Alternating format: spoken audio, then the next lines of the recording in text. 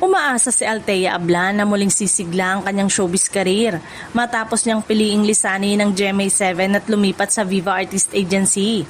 Isa sa mga tinitingala niya ngayon, si Bea Binene, na matapos umalis sa Kapuso Network ay patuloy na nakilala at napapansin sa kanyang mga bagong proyekto, kabilang na ang pagiging love team ni Wilbert Ross. Tulad ni Bea, dating contract star din sa GMA Center, si Althea, matapos ang 10 taon sa Kapuso Network. Nagdesisyon ng aktres sa subukan naman ang panibagong direksyon sa kanyang karir at harapin ang mga oportunidad na maaaring dumating sa ilalim ng Viva Artist Agency. Sa isang panayam, nilinaw ni Althea na maayos ang kanyang pag-alis sa GMA7 at wala itong masamang tampuhan o anumang problema.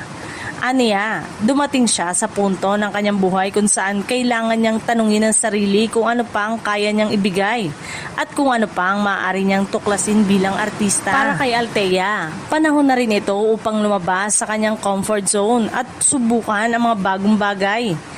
Binigyang diin niyang personal niyang desisyon ng paglipat at masaya siya sa kanyang piniling landas. Bukas din umano ang kanyang puso sa bagong yugto ng kanyang karir at wala siyang anumang bitterness sa kanyang pag-alis sa darating na network. Malaki naman ang pasasalamat ni Althea sa GMA7 dahil dito siya nagsimulang makilala at nahubog bilang artista. 10 taong siyang naging bahagi ng Kapuso Network kung saan siya lumaki at natutunan ng maraming bagay tungkol sa industriya.